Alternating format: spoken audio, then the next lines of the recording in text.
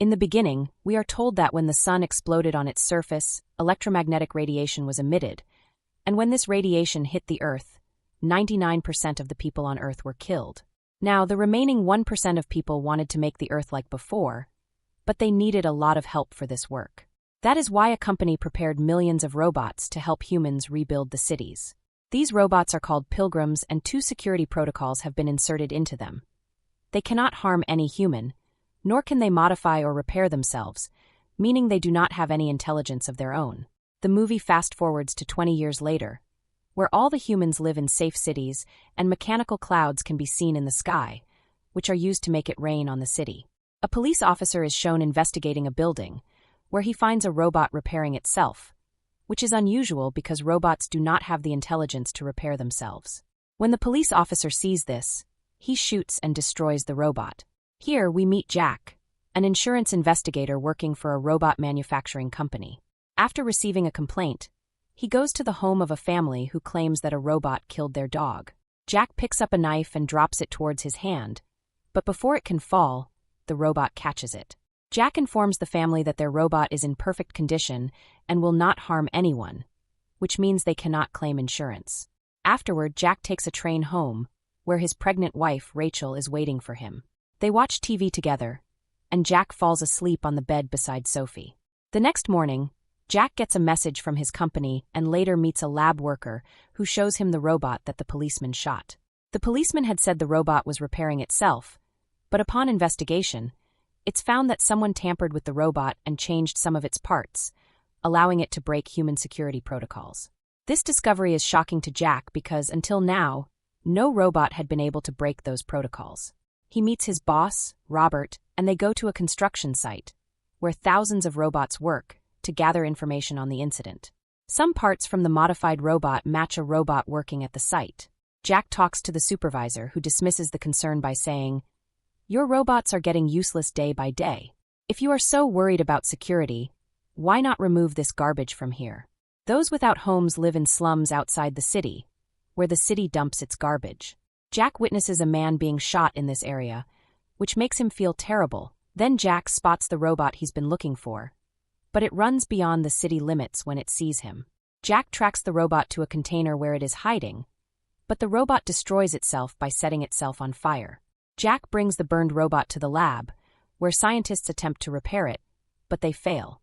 They find some tools and a nuclear battery near the robot. The battery is extremely powerful, leading Jack to suspect that someone altered the robot's software to steal it.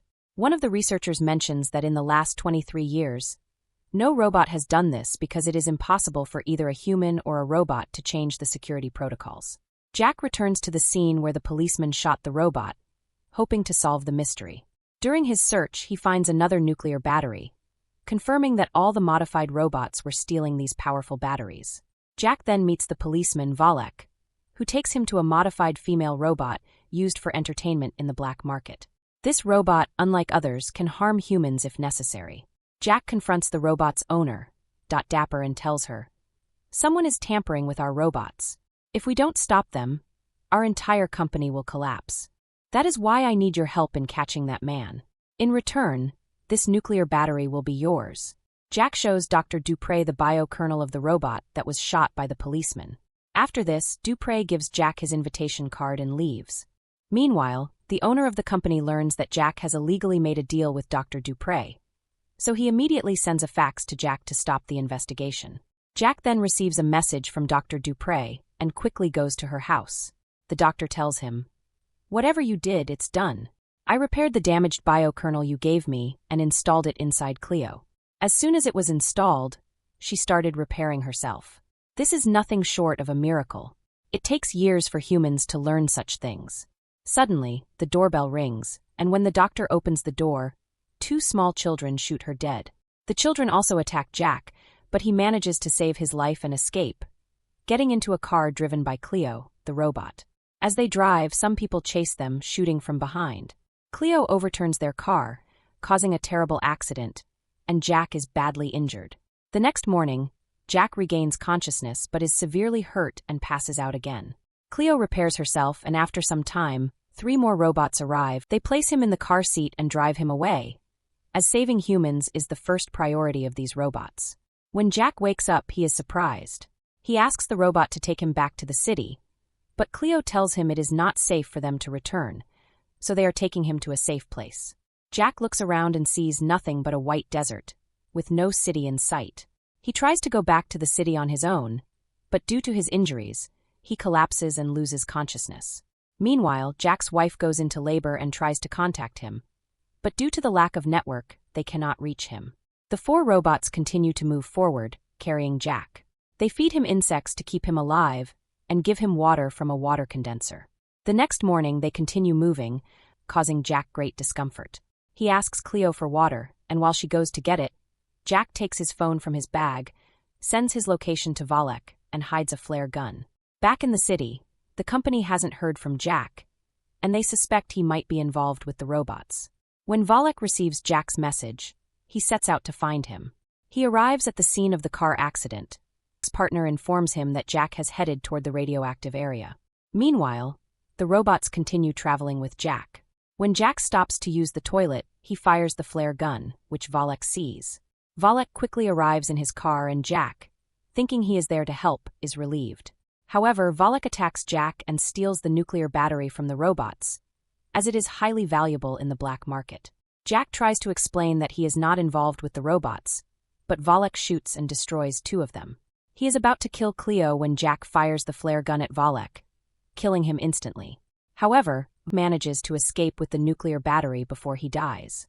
Jack sits there in despair, worried about his wife, realizing he is far from the city and has been without water for days. He finds chocolate and some essential items in Valek's pocket and rejoins the remaining robots. That night, they stop to rest, and Cleo tells Jack they will reach their destination the following day. Jack tells her, "I need to go to my wife. She's pregnant." Cleo responds, "Maybe when we reach the destination, you'll find a way to get home." Meanwhile, a policeman meets the company president and tells him he saw some robots that seemed alive. The president reveals the truth to Robert, explaining that when the first robot was created in the lab, it had no security protocols. Over time, the robot developed its own intelligence, becoming so advanced that it was difficult for humans to comprehend. To control them, the security protocols were introduced, and these were designed by the robot itself, making them impossible for humans to fully understand. The president insists that they must stop the robots who have broken these protocols, as they pose a threat to humanity. He also orders Jack to be killed, believing he is aiding the robots in reaching the radioactive area. Jack and Cleo continue their journey toward a factory, and through a window, Jack sees a person covered in clothes near a car. Upon closer inspection, Jack realizes the person is a robot. Realizing that this is the first robot that replaced the others, Jack enters the factory to investigate. Inside, he finds many parts used for making robots on a table. Terrified by what he sees, Jack tries to escape. He runs toward a car and attempts to open it, but the battery is missing. Now Jack was very disappointed. He was sure that he was going to die there. Then the robot came to him and said, "Death is a part of the life cycle of humans. No one lives forever on this planet. Maybe due to radiation, humans will be wiped out from the Earth forever, but we robots are the product of the human mind. That is why your time is now within us, and through this time, humans will continue to exist. The level of radiation is very high on the other side of this gap, where no human can follow us or harm us, but to go to that side, we need a nuclear battery."